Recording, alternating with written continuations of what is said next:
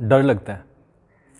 वो भयावह मंजर जो आज वीडियोज़ में हम देख रहे हैं, फ़ोटोज़ जो आ रहे हैं, हर तरफ हाहाकार, हर तरफ चीख पुकार।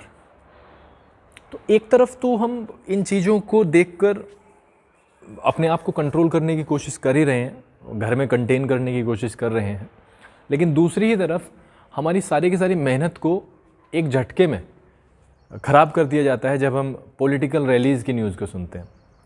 क्या नज़ारा होता है, मतलब एक साथ दोनों चीज़ों का चलना कहीं ना कहीं असंभव सा लगता है। आप यकीन करें ना करें, लेकिन अगर ये भयावह है तो वास्तव में बंगाल के लोगों के साथ ज्यादती की गई है, अन्याय किया गया है। कई मौक़ों पर लगता है कि यह स्थिति भयावह नहीं है, क्योंकि प्रधानमंत्री जी एक बहुत समझदार व्यक्ति हैं, और समझदार इन द सेंस कि हमारा जो प्रधानमंत्री पद है वो सबसे श्रेष्ठ, सबसे उच्च पद है।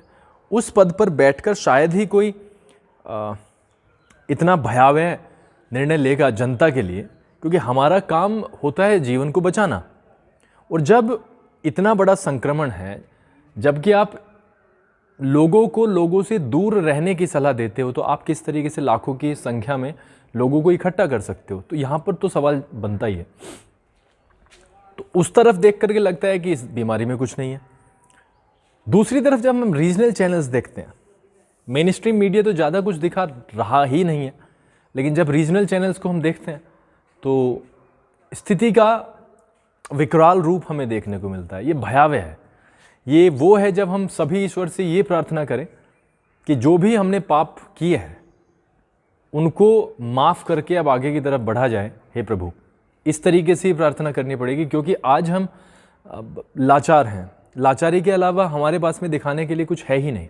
हमारे लिए पॉलिटिकल रैलीज़ बहुत ज़रूरी होती हैं, हमारे लिए हेल्थ केयर सिस्टम को सुधारना ज़रूरी नहीं था, हमारे लिए ये बनवाना बहुत ज़रूरी था XYZ, लेकिन हमारे लिए एजुकेशन इंपॉर्टेंट नहीं थी, और वो आज भी नहीं है। तो जो हमने मांगा था वो हमें मिल ही गया था, तो आज फिर लड़ना कैसा, आज फिर झगड़ना कैसा, आज कुछ रोना कैसा? क्यों आज हम ये कहते हैं कि हॉस्पिटल्स अवेलेबल नहीं है, ऑक्सीजन अवेलेबल नहीं है? तो ये मांगे भी तो नहीं गए थे, मुद्दे तो कुछ और ही थे। खैर, बहुत सारी चीज़ें डिस्कस करने वाली नहीं है, अदरवाइज़ बहुत सारी चीज़ें उठती हैं। अभी वो समय नहीं है जब इसके बारे में खुल के बात होनी चाहिए मेरे द्वारा, लेकिन हाँ बहुत सारे लोगों के मन में है बहुत सारी चीज़ें। और देखो, मैं तो कोई भविष्यकर्ता हूँ नहीं, लेकिन जहाँ तक मैं चीज़ों को पढ़ पा रहा हूँ तो वो दिन भी दूर नहीं है जब लोग खुल के भी बात करने वाले हैं। अभी तो इंटरनल लेवल पे बात चल रही हैं, बहुत सारी चीज़ें अब बाहर आने भी लगी हैं, और वो भी दिन दूर नहीं है। आप मेरी बात को ध्यान रखा, रिकॉर्डेड ये वीडियो रहेगा, यूट्यूब पे भी रहेगा, फेसबुक पे भी रहेगा। वो दिन भी दूर नहीं है जब पलटी मारेगा ये मेन स्ट्रीम मीडिया, जिसको हम गोदी मीडिया के नाम से जानते हैं। वो चीज़ों को जब पढ़ेगा, ग्राउंड पे पढ़ भी रहा है, और वो जब पलटी मारेगा तो सारी की सारी चीज़ें आपके सामने हो जाएंगे। तो मेरा तो यही आप सभी से रिक्वेस्ट है, जितना हो सके भैया दूरी का आप प्रयोग करें, मत वो वाली चीज़ें करें आप कि एक दूसरे से सट के चलना है और वो करके चलना है। दूसरी चीज़, मास्क का भी आप यूज़ करें। देखिए, मास्क तो कई तरीके से, अगर ये वायरस भी ना होता तो मास्क तो वैसे भी कई तरीके से फ़ायदेमंद है ही। दूसरी चीज़, अफवाहों से भी बचना है। कई बार बहुत सारी अफवाहें उड़ती हैं और पैनिक फैलता है, और नेगेटिविटी को अब अपने ऊपर हावी ना होने दें, क्योंकि ये समय नहीं है। हालांकि हम चारों तरफ से अब इन चीज़ों में घिर ही चुके हैं, कब तक अपने आप को बचाएंगे? लेकिन फिर भी हमारे पास में ऑप्शन भी कुछ है नहीं। ऑप्शन भी क्या है? ऑप्शन सिर्फ वेट करना है। आज पूरा दिन घर पे पड़े रहने के बाद हमें लगता है कि आप वैसे बीमार हो ना हो, लेकिन खाली पड़े पड़े आप बीमार हो जाएंगे, कमर आपकी बेड पे लग जाएगी। तो क्या कर सकते हैं? लेकिन किसी से ना शिकायत है ना कुछ, क्या किया जा सकता है? तो समय पास करना है अपना, और किस तरीके से हम इतने डिफ़िकल्ट टाइम को भी यूटिलाइज़ कर सकते हैं, ये एक क्वेश्चन है। ये वास्तव में एक सोचने वाली बात है कि किस तरीके से कौन करता है। लेकिन हाँ, इससे तो पार पाना ही होगा, और यहाँ पर हमारे तुम्हारे कंट्रोल में सिर्फ एक ही चीज़ है, दिशा निर्देशों का पालन करें। और भैया, अपनी रक्षा अपने हाथ, अब किसके ऊपर डिपेंडेंसी पालें? देखो, ये कह के जान नहीं अब बचाई जा सकती कि रैली में बहुत ज़्यादा भीड़ है, तो रैली में भीड़ है तो भुगत ली जाएगी, भुगतेंगे। दूसरी चीज़, कुंभ के बारे में बात करना चाहूँगा। जैसे मैंने बोला, हिंदू धर्म तो माना ही जाता है कि हम जीवन को बचाते हैं। आस्था अपनी जगह है, आस्था दिल से होती है और हम सारे ही आस्तिक लोग हैं, भगवान को मानने वाले लोग हैं। लेकिन मैं यहाँ पर कोई प्रश्न नहीं उठा रहा हूँ और इतने बड़े बड़े लोगों पर मेरा प्रश्न उठाना बनता भी नहीं है। जब समय आएगा तो खुल के प्रश्न उठेंगे, फिर हम भी प्रश्न उठाएंगे और पूरी जनता भी प्रश्न उठाएगी। लेकिन पिछले साल जब पेंडेमिक एक्ट लागू किया गया था तो कहा गया था कि जो भी भीड़ फैलाता है वो एक तरीके से उसके साथ में यही व्यवहार किया जाएगा कि वो पूरे के पूरे संसार को मौत के मुंह में धकेल रहा है। मैं तो कहता हूँ कि हर भीड़ इस टाइम यही है। देखो, इस बीमारी को जितना आप खींचते चलोगे ये खींचती चली जाएगी। बहुत सारी चीज़ें हैं जो हमें कर्टेल करनी पड़ती हैं, जो हमें बिल्कुल थाम के रखनी पड़ती हैं, रोकना पड़ता है। और अब आज ईश्वर ने वास्तव में, मतलब मैं तो सद्बुद्धि ही कहूँगा कि ना तो आस्था को मैं ठेस पहुँचाना चाहता हूँ, लेकिन वास्तव में सद्बुद्धि दी है।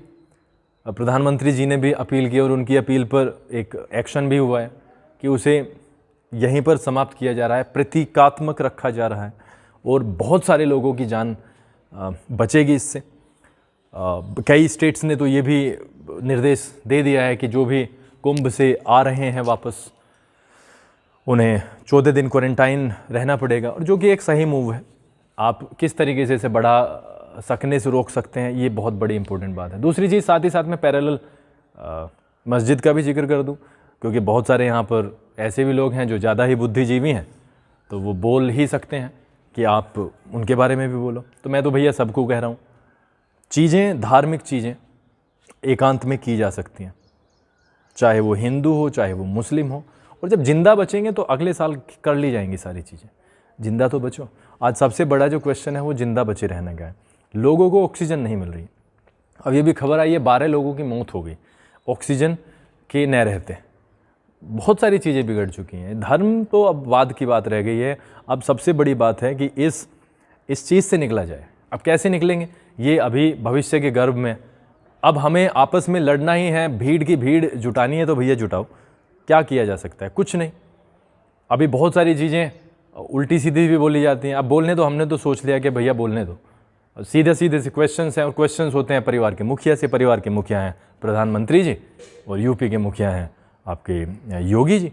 तो क्वेश्चन तो इन्हीं से उठेंगे। इसमें कोई आलोचना वाली कोई बात है नहीं। क्वेश्चंस गलत हैं तो आप हमें कहिए, उनका तर्कों के साथ में आपको उत्तर भी मिलेगा। लेकिन ये पोस्टरबाजी बंद कीजिए कि ये जो पोस्टर बना बना के ऊपर से फॉरवर्ड किए जा रहे हैं और आप आगे चेप देते हो, इसको आप बंद रखिए। तर्कों के साथ में जो भी आपके पास में इन्फॉर्मेशन है, जो भी सूचना है, उनके ऊपर बात करते हैं। इसमें हर्ज क्या है? कोई हर्ज नहीं है। देखिए, विकास, डेवलपमेंट भी कोई चीज़ होती होगी, ठीक है? इस बात का ध्यान रखें।